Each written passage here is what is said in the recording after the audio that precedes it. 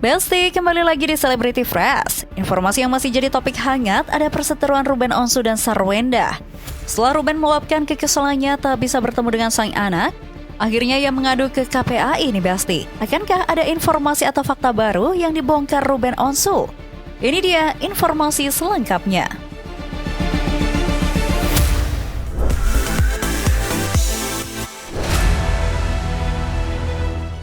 Besti, perseteruan Sarwenda dengan Ruben Onsu makin pelik. Setelah mengklaim dirinya tak bisa bertemu anak dan merasakan adanya perubahan dari anak-anaknya, Ruben Onsu akhirnya membuat aduan ke Komisi Perlindungan Anak Indonesia alias KPAI.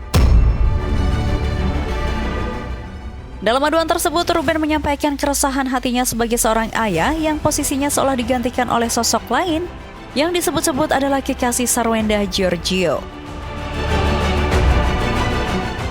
Selain itu, dalam hal ini Ruben Onsu melihat adanya pelanggaran terhadap hak anaknya, seperti anaknya yang ikut live sampai larut malam. Ruben Onsu menilai hal ini tidak sesuai etika dan seharusnya anak di bawah umur terlibat. Bahkan, ia dengan gamblang mengatakan bahwa anaknya telah dieksploitasi. Ya tadi udah ngobrol, udah berbicara. Dia pokoknya menceritakan semua. Ya. Jadi semua hal-hal yang berkaitan dengan masalah anak, apa yang menjadi hak anak, apa yang menjadi pelanggaran terhadap hak anak itu kami sampaikan, dan kami berterima kasih kepada KPAI yang sudah menerima kehadiran kami untuk berkonsultasi dan juga untuk membuat pengaduan. Proses ini bisa berjalan dengan baik sesuai dengan aturan, dan yang paling diutamakan dalam penyelesaian proses ini adalah segala sesuatunya demi kepentingan anak. Jadi jangan sampai anak itu dijadikan objek, jangan sampai anak itu dieksploitasi, jangan sampai anak itu tidak memiliki tumbuh kembang yang baik. Bukan hanya sekedar isapan jempol belaka, laporan alias aduan terhadap KPAI tersebut dilengkapi dengan penyerahan bukti yang memperkuat tudingan kepada pihak Sarwenda nih Basti. Lantas, akankah pihak KPAI akan memanggil Sarwenda untuk mengklarifikasi semua aduan Ruben Onsu? Dan tadi kami memperlihatkan beberapa video dan bukti terkait dengan masalah dugaan yang tadi saya katakan tadi itu. Mencoba untuk mendoktrin anak-anak supaya artinya itu salah satunya supaya tidak mau berkumpul dengan ayahnya atau mungkin ada ketakutan-ketakutan hal yang lain. Nanti mungkin tinggal didalami dan diperiksa ya bagaimana kebenarannya. Terkait dengan masalah mengeksploitasi anak. Ya, anak juga tidak boleh artinya itu dibawa ke dalam satu lingkungan pekerjaan atau dipekerjakan yang mana kita menganggap bahwa itu adalah di luar jam jam belajarnya anak. Jadi jangan menggunakan jam istirahat anak itu untuk melakukan hal-hal yang seperti itu yang harusnya ini mendapatkan persetujuan bukan hanya daripada ibunya tapi juga dari ayahnya. Bukti bukan sembarang bukti. Ruben Onsu menjadikan keterlibatan putrinya dalam beberapa siaran langsung yang dilakukan Sarwenda dengan kekasihnya, di mana dalam kegiatan tersebut Sarwenda dan Giorgio dinilai tidak memberikan contoh dan sikap yang baik di depan anak-anaknya. Anak-anak itu diajak ikut live di malam hari, bukan di jam anak-anak yang harusnya itu masih bekerja atau melakukan aktivitas, karena harusnya anak-anak istirahat karena besok harus sekolah lagi. Bahkan dalam live itu sendiri ada situasi-situasi yang sebenarnya itu tidak aman buat anak. Apa itu tidak aman? Ya bahasa-bahasa dewasa, kemudian mungkin gestur-gestur yang sebenarnya ada konotasinya itu seperti pesan-pesan yang mengarah ke sesuatu hal yang sebenarnya itu tabu.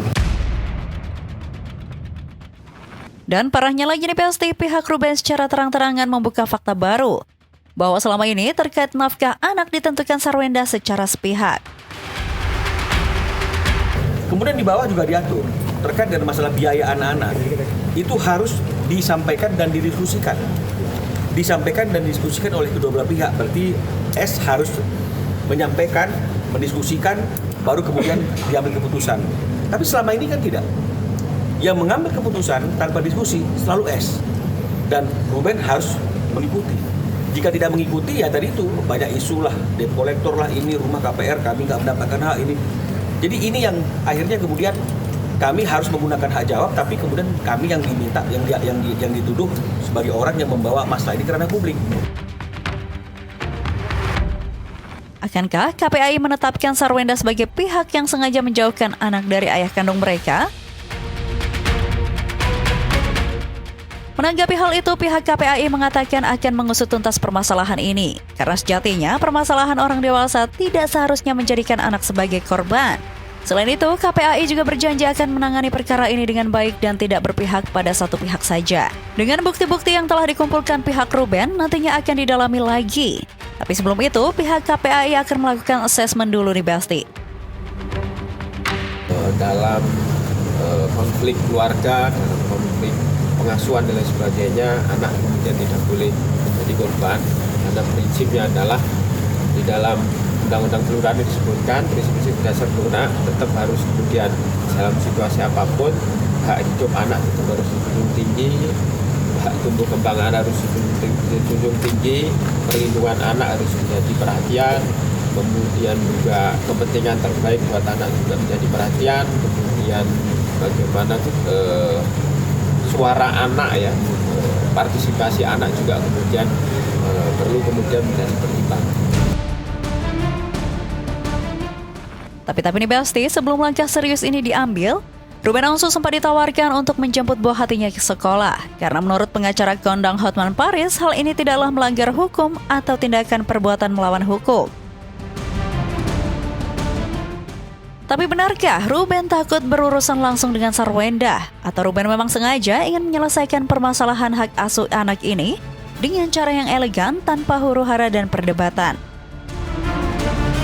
Karena anak-anak juga dijaga oleh babysitternya, oleh pengasuhnya, oleh drivernya. Jadi kalau misalnya kemudian Ruben datang dan kemudian mengambil anak itu, maka akan terjadi adegan tarik-tarikan. Ini akan memberikan tekanan psikis yang nggak bagus bagi anaknya. Makanya Ruben tidak pernah mengambil langkah itu, termasuk untuk datang ke rumah. Perselisihan Ruben Onsu dengan Sarwenda ini semakin membabi buta ketika munculnya Giorgio di Basti. Kehadirannya bukan hanya mengisi hati Sarwenda, tapi diklaim juga mengambil peran penting. Bahkan ingin menggantikan posisi sosok ayah di hati kedua putri Ruben Onsu. Dugaan ini nampaknya bukan hanya isapan jempol semata. Melalui unggahan terbarunya, Ruben Onsu secara belak-belakan mengungkap fakta yang membuat publik tercengang. Dalam pengakuan tersebut, Ruben Onsu mengatakan bahwa dirinya sulit bertemu dengan anak-anaknya karena bukan hanya dihalangi Sarwenda, melainkan dapat pengawasan ketat dari kekasihnya Giorgio.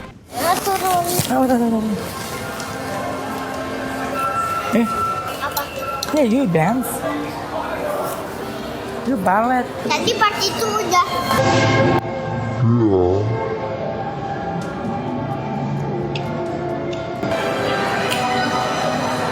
Kayak suka salah-salah, kamu tahu nggak? Tapi tadi pas perform oke. Baby Ella juga oke tadi. Kayak kita velgnya kecil banget.